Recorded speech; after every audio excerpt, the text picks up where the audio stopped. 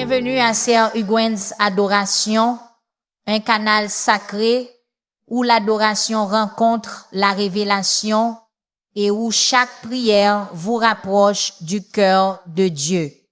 Ici, nous ne lisons pas seulement les Écritures, nous les vivons. Chaque vidéo vous invite à rencontrer la majesté de Dieu, sa puissance et son amour tendre qui atteint même les recoins les plus intimes de votre vie. Dans le message d'aujourd'hui, nous réfléchissons au psaume chapitre 8, un chant divin d'admiration et d'émerveillement qui nous rappelle que nous sommes dans la création de Dieu, couronnés de gloire, choisis avec un but et aimés au-delà de toute mesure. Si vous vous êtes déjà senti petit ou oublié, cette prière vous rappellera que le même Dieu qui a placé les étoiles dans le ciel connaît votre nom et tient votre vie entre ses mains. Alors, respirez profondément, ouvrez votre cœur et laissez Sœur Hugwen's Adoration vous guider dans un temps d'adoration, de réflexion et de prière qui renouvellera votre foi et restaurera votre paix. Levez les yeux, élevez votre cœur et contemplez la grandeur de Dieu. Pensez-y un instant.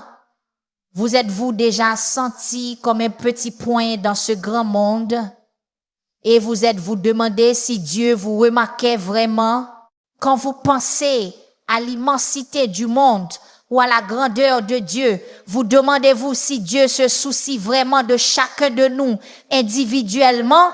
Chers amis, aujourd'hui, nous allons nous plonger profondément dans le psaume chapitre 8, un psaume de louange écrit par le roi David qui saisit l'étonnante grandeur de Dieu et la place unique que les êtres humains occupent dans ce monde. Ce psaume révèle le soin et l'attention extraordinaire que Dieu accorde à chacun de nous, quelle que soit notre petitesse ou notre insignifiance. Je vais également faire une prière puissante avec vous au nom puissant de Jésus. Alors regardez jusqu'à la fin et ouvrez votre cœur pour recevoir les bénédictions de cette prière. Maintenant, laissez-moi vous guider à travers une analyse verset par verset de cet incroyable psaume, dévoilant le trésor de sagesse qu'il contient pour nos vies. Le verset 1 du psaume chapitre 8 dit: « Éternel notre Seigneur, que ton nom est magnifique sur toute la terre. Ta majesté domine les cieux. » Mes amis, ce verset nous amène à considérer l'immense puissance et majesté qui sont contenues dans le nom de Dieu. David parle simplement et directement. Il comprend que le nom de Dieu n'est pas seulement une étiquette, c'est un reflet clair de son caractère. Quand Moïse a rencontré Dieu au buisson ardent, Dieu a révélé son nom comme « Je suis », indiquant son existence éternelle et sa puissance illimitée. Tout comme Moïse, lorsque nous invoquons le nom de Dieu dans la prière, nous puisons dans cette puissance divine. Le nom de l'Éternel est une tour forte, les justes s'y réfugient et sont en sécurité. Invoquer le nom de Jésus dans nos prières et nos supplications nous rapproche de sa présence, nous accordant paix et assurance dans les moments de besoin. Mais ce n'est pas tout. David étend la portée de la majesté de Dieu pour couvrir toute la terre et place même sa gloire au-dessus des cieux. L'étendue de la majesté de Dieu est incompréhensible. Nous le voyons démontré dans l'histoire de la création dans la Genèse, où Dieu fait exister l'univers par sa parole. Sa gloire n'est confinée à aucun endroit, elle est partout. De plus, ce verset nous invite à nous demander pourquoi David s'est senti contraint d'affirmer cela. Se pourrait-il qu'il ait expérimenté la gloire de Dieu de première main? N'oublions pas que David fut autrefois un berger, passant de longues nuits sous les cieux étoilés, il était un musicien, traduisant ses expériences spirituelles en chants et en hymnes. Sa vie était un témoignage vivant de la majesté de Dieu. Mais c'est aussi un appel pour nous. Nous devrions nous efforcer d'expérimenter la gloire de Dieu dans notre vie quotidienne.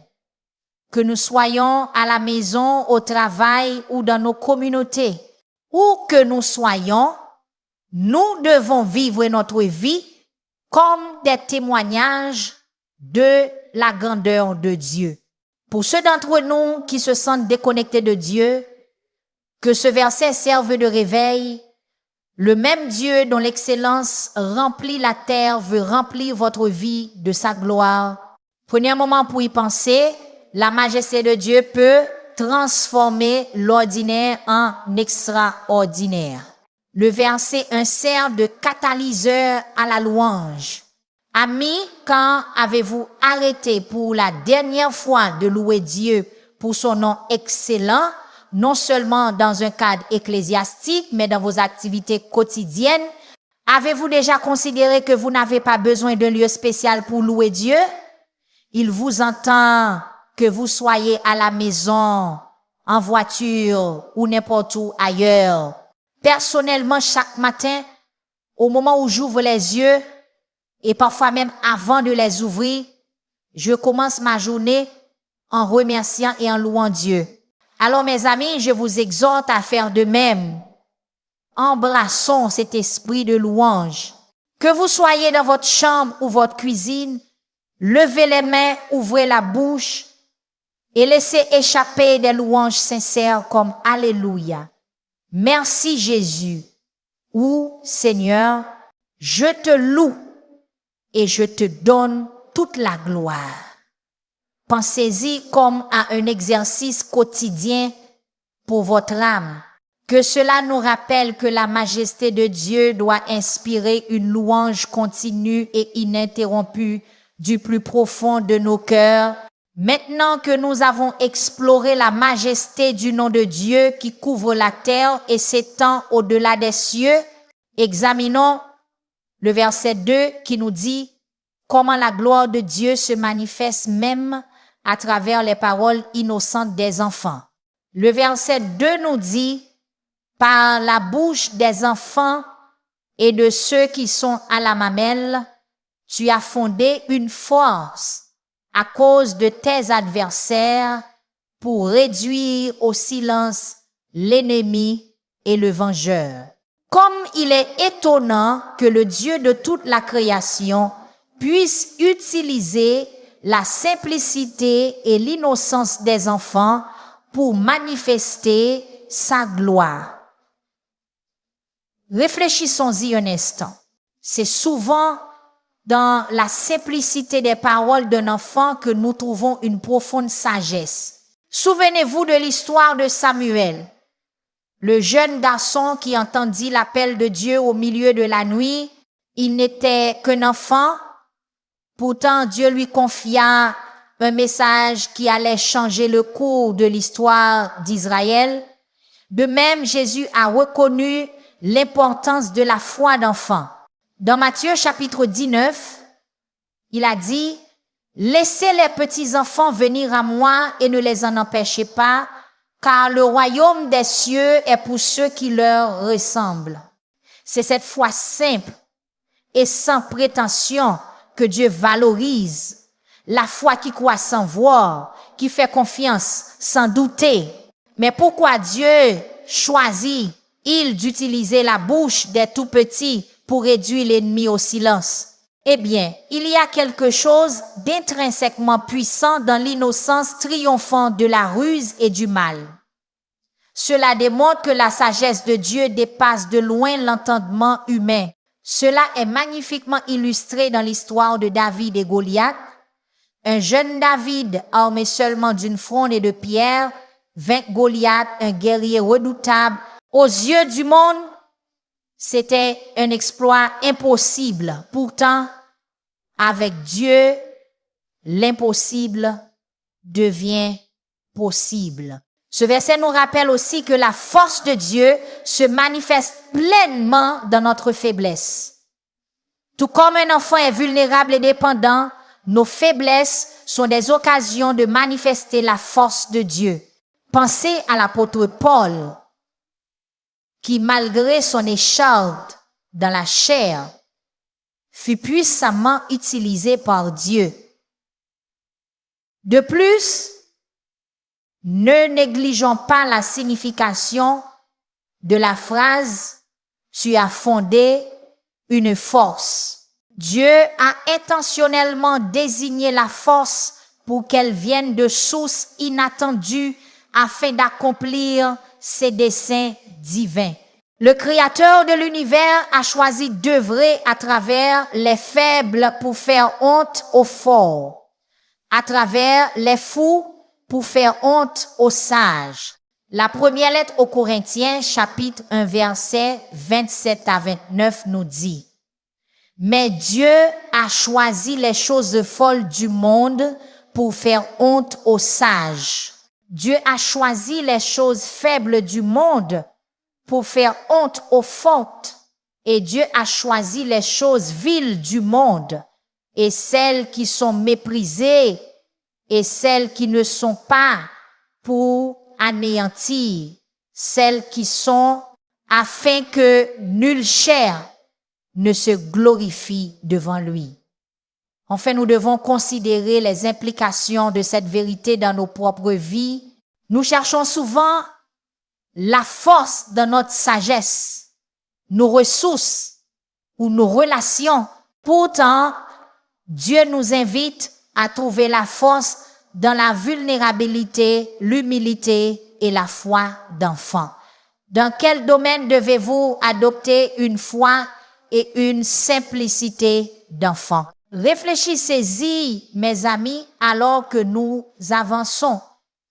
Ayant exploré la vérité convaincante selon laquelle la force de Dieu est souvent révélée à travers les individus les plus insoupçonnables, tournons notre attention vers le verset suivant qui traite de la beauté et de la majesté de la création de Dieu et de notre place en son sein. Le psaume chapitre 8, versets 3 à 4 dit: Quand je contemple tes cieux, ouvrage de tes doigts, la lune et les étoiles que tu as établies, qu'est-ce que l'homme pour que tu te souviennes de lui, et le Fils de l'homme pour que tu prennes garde à lui? Ici, les paroles de David brossent un tableau vivant du ciel nocturne, orné de la lune et des étoiles, toutes façonnées par les propres doigts de Dieu. La lune et les étoiles dans le ciel ne sont pas des ornements célestes. Elles montrent la grandeur et la puissance créatrice de Dieu. Dans l'histoire de Job, Dieu interroge Job du milieu d'un tourbillon et pointe les étoiles et les constellations comme preuve de son œuvre puissante. Pensez au ciel nocturne comme à la toile de Dieu, chaque étoile étant un coup de pinceau de sa main. Mais voici la grande question. Dans le grand schéma de cette immense création des cieux et de la terre, qu'est-ce que l'homme pour que Dieu se souvienne de lui? Nous sommes comme des grains de poussière, de minuscules parties de ce grand monde. Pourtant, Dieu se souvient de nous. Il nous rend visite. Revenons à l'histoire d'Abraham et de Sarah. Ils étaient vieux et sans enfants, apparemment insignifiants dans le déroulement de l'histoire, mais Dieu leur a rendu visite et par eux, des nations sont nées. Dieu se souvient toujours de nous, quelle que soit notre insignifiance. Concentrons-nous maintenant un peu sur le mot « se souvenir full ». Cela ne signifie pas une pensée fugace ou une préoccupation passagère. Quand Dieu se souvient de nous, cela signifie qu'il a une connaissance intime et détaillée de nos besoins, de nos rêves et de nos préoccupations. Le même Dieu qui orchestre les mouvements des planètes se soucie profondément de chacun de nous. Rappelez-vous les paroles de Jésus dans Matthieu chapitre 10 qui dit « Même les cheveux de votre tête sont tous comptés ». Voilà à quel point la sollicitude de Dieu envers nous est détaillée. Et dans l'immensité des cieux, David oppose la splendeur des cieux à la nature délicate de l'existence humaine. Pourtant, il souligne une vérité inspirante. Le même Dieu qui a créé les étoiles nous a aussi donné la vie. Cette réalisation est à la fois un rappel d'humilité et une source de grande espérance. Dans l'histoire de la création dans la Genèse, Dieu a formé l'homme de la poussière du sol et a insufflé la vie dans ses narines. Nous sommes en effet l'œuvre de ses doigts, tout comme la lune et les étoiles. Et ne négligeons pas le fait que Dieu nous rend visite. C'est un Dieu qui n'est ni distant ni détaché, mais profondément impliqué dans chaque détail de nos vies. La visitation de Dieu peut changer le cours de l'histoire, comme ce fut le cas avec Moïse au buisson ardent. Un seul instant en présence de Dieu peut redéfinir votre destinée. Mes amis, cela devrait susciter en nous un sens de la responsabilité. Si Dieu, le Créateur des cieux et de la terre, se soucie de nous, ne devrions-nous pas vivre nos vies d'une manière digne de son attention? Ne devrions-nous pas faire de notre objectif de vie de le connaître aussi intimement qu'il nous connaît? Réfléchissez à ces questions alors que nous passons à notre point suivant. Ayant saisi notre place unique dans la création de Dieu, déplaçons notre attention sur le psaume chapitre 8, verset 5, qui concerne l'honneur et la dignité dont Dieu apparaît l'humanité. Il nous dit, « Tu l'as fait de peu inférieur aux anges et tu l'as couronné de gloire et d'honneur. » Mes amis, pensez à la phrase « couronné de gloire et d'honneur ». Cela évoque l'imagerie de la splendeur royale, n'est-ce pas? Cela nous rappelle que nous ne sommes pas le fruit du hasard de l'évolution, mais des créations intentionnelles d'un Dieu aimant. Le récit d'Adam et Ève dans le jardin d'Éden souligne cette idée. Ils ont été créés à l'image de Dieu avec la capacité de raisonner, de créer et d'aimer.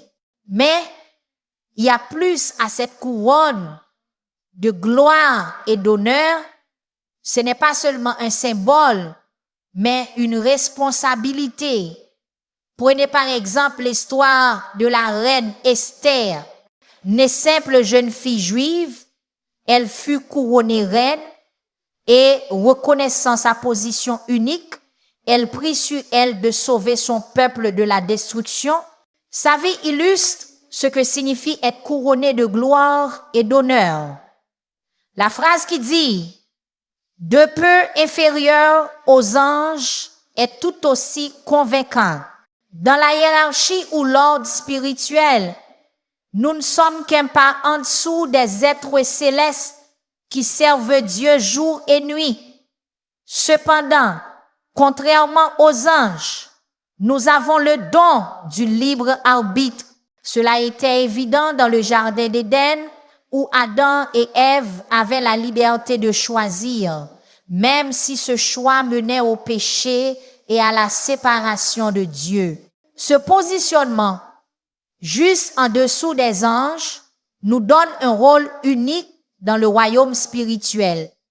Nous sommes comme des collaborateurs des êtres célestes, accomplissant les desseins de Dieu sur terre. Considérez les bergers dans les champs lors de la naissance de Jésus.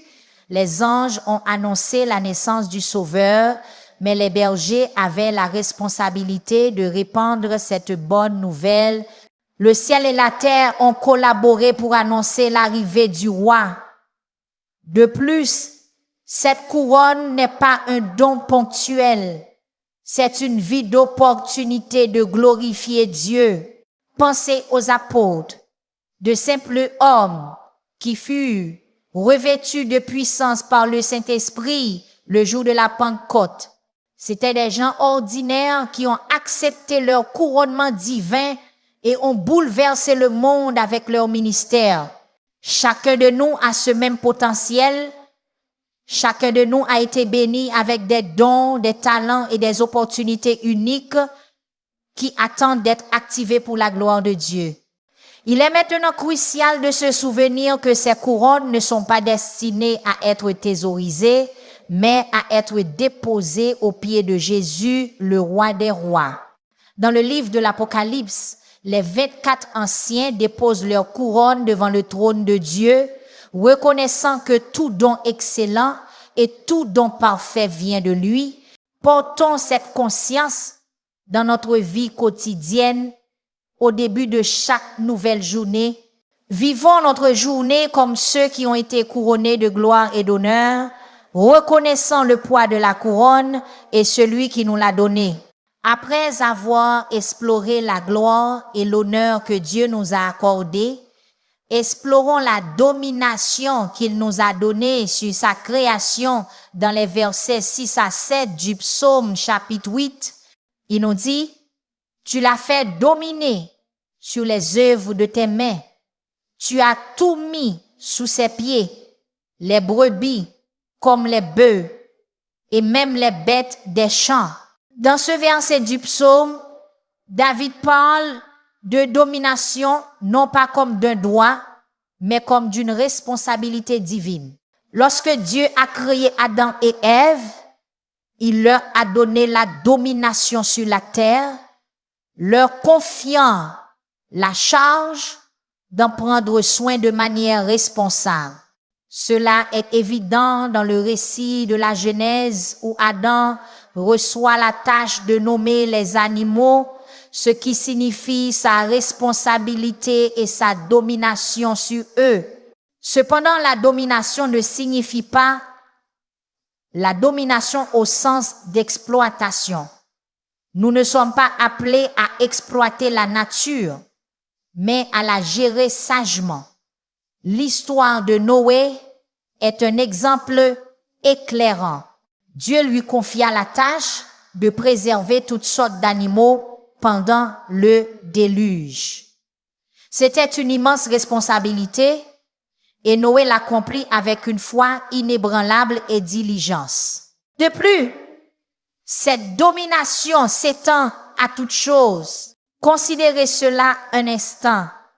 Il ne s'agit pas seulement des animaux, mais des ressources, des opportunités et même des défis auxquels nous sommes confrontés. Prenez Joseph comme exemple. Il fut vendu comme esclave. Pourtant, il exerça une domination divine, même dans la maison de Potiphar et plus tard en prison. Finalement, il accéda à une position d'autorité en Égypte, gérant les ressources de la nation pour sauver d'innombrables vies. En outre, David mentionne spécifiquement les brebis et les bœufs, même les bêtes des champs, ce qui indique que notre domination comporte des éléments domestiques et sauvages. Nous ne sommes pas seulement des dirigeants dans des environnements confortables et contrôlés, mais aussi dans les terrains sauvages de la vie. Pensez à Daniel dans la fosse aux lions. Même parmi les bêtes, il exerça sa domination par sa foi et la délivrance de Dieu, et les lions devinrent aussi inoffensifs que des agneaux.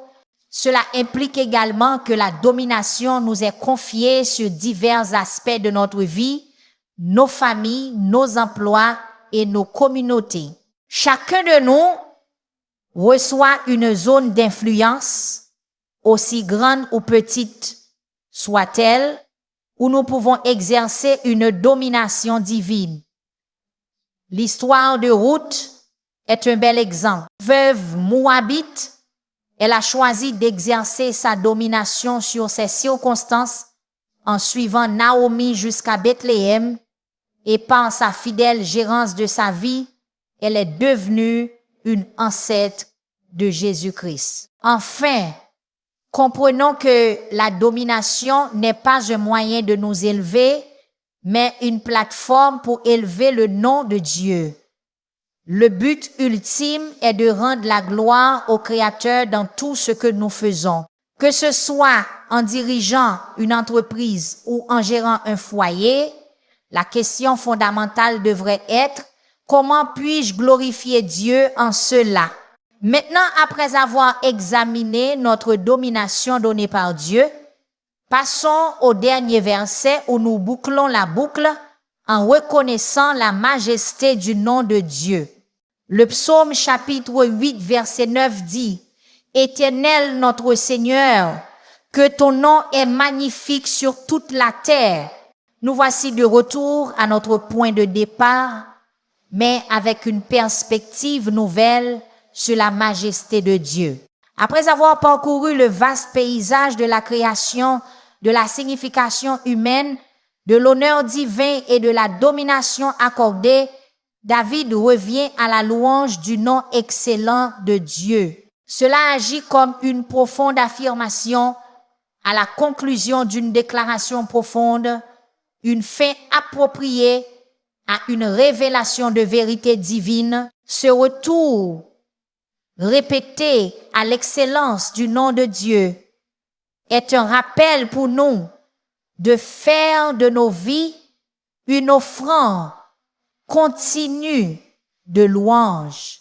L'apôtre Paul exprime magnifiquement ce sentiment lorsqu'il dit dans la première lettre aux Thessaloniciens, chapitre 5, « Réjouissez-vous toujours, priez sans cesse, rendez grâce en toutes choses, car c'est à votre égard la volonté de Dieu en Jésus-Christ. » De plus, ce verset souligne la portée universelle de la majesté de Dieu. Remarquez que David précise en disant « sur toute la terre », soulignant ainsi la reconnaissance universelle que Dieu mérite. Réfléchissons à l'histoire de Jonas. Même dans la ville païenne de Ninive, le nom de Dieu fut glorifié lorsque le peuple se repentit. La majesté de Dieu ne connaît pas de limite. Son nom est excellent de l'est à l'ouest, du nord au sud. Ce verset est aussi une invitation à être des ambassadeurs du nom de Dieu. Nous sommes appelés à faire connaître son nom sur toute la terre. Pensez à la grande commission telle qu'énoncée dans Matthieu chapitre 28. Jésus instruit ses disciples d'aller dans le monde entier, baptisant et enseignant en son nom. Nous participons à cette mission divine. Et ici, à Daily Jesus Devotional, nous nous efforçons de faire exactement cela. Nous plongeons dans la parole, créons du contenu qui édifie, vous élevons dans la prière et partageons le pouvoir transformateur de Jésus-Christ. Chaque vidéo que nous publions est notre contribution à cette grande commission. Le soutien écrasant que nous recevons de vous tous, par vos abonnements, vos likes, vos partages, vos mots d'encouragement, vos commentaires réfléchis, vos dons et votre participation à nos prières, non seulement élève nos esprits, mais amplifie également notre portée.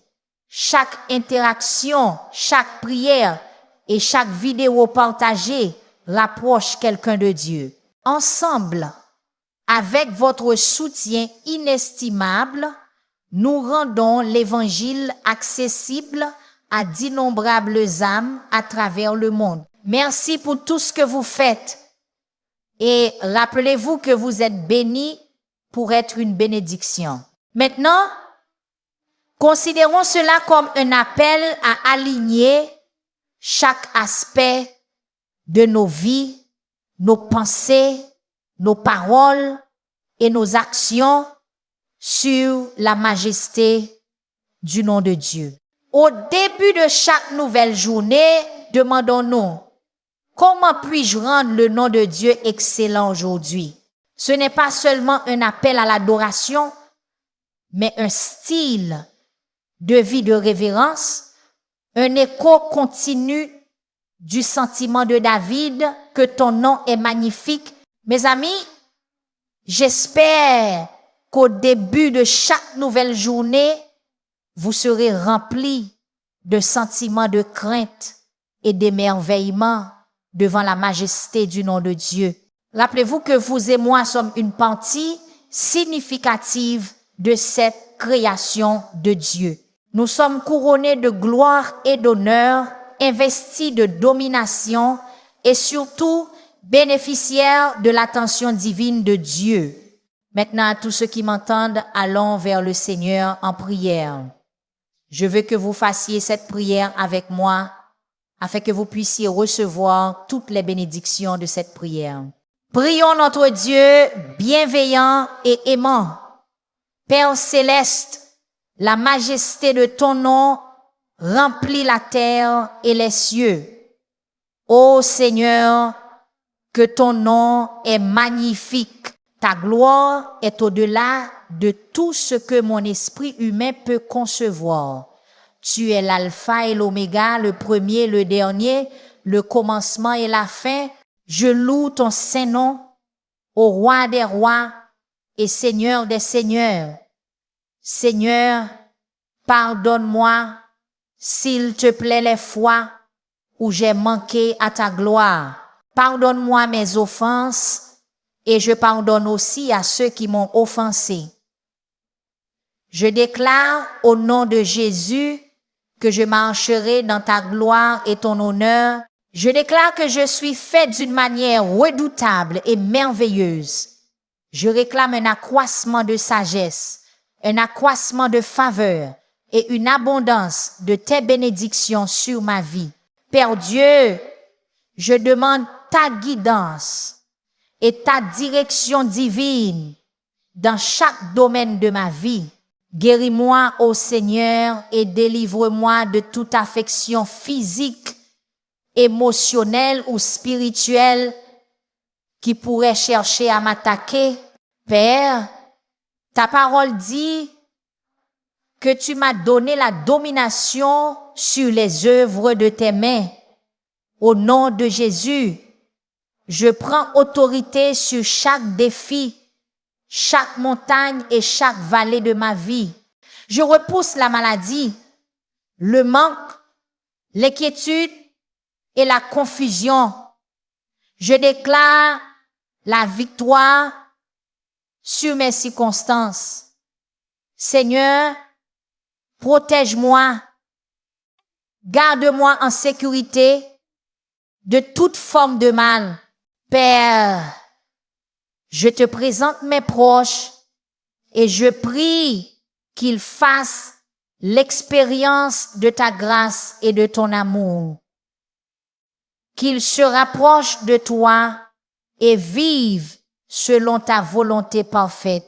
Seigneur, alors que je prononce cette prière avec tous ceux qui écoutent, je suis reconnaissant pour chaque cœur qui s'ouvre devant toi en ce moment. Père, donne-nous le pouvoir de vivre des vies qui magnifient ton nom excellent. Puissions-nous tous être couronnés de ta gloire. Puissions-nous gérer nos vies sagement et exercer une domination divine dans tout ce que nous faisons. Nos cœurs débordent de gratitude pour l'amour éternel, le soin tendre et les bénédictions que tu nous procures chaque jour. Seigneur, nous te demandons de nous protéger, de nous préserver de tout mal et de ne pas laisser la maladie, le manque ou la négativité être notre part. Bénis-nous abondamment afin que nous puissions être des bénédictions pour les autres et que ton royaume soit glorifié. Merci Seigneur d'avoir entendu et répondu à ma prière. Au nom puissant de Jésus, je prie. Amen. Alors que nous clôturons ce moment d'adoration, souvenons-nous à quel point le nom de l'Éternel est vraiment excellent. Le même Dieu qui a placé les étoiles dans les cieux vous a couronné de gloire et d'honneur, et sa main guide encore chacun de vos pas. Si ce message a élevé votre cœur aujourd'hui, ne laissez pas la louange s'arrêter ici. Partagez cette vidéo avec quelqu'un qui a besoin de se souvenir de la grandeur de Dieu et abonnez-vous à Sœur Huguen's Adoration pour continuer ce voyage d'adoration, de prière et de révélation. Ensemble, nous continuerons à magnifier son nom du lever au coucher du soleil, de cœur à cœur, jusqu'à ce que toute la terre déclare: Ô Éternel, notre Seigneur, que ton nom est magnifique sur toute la terre.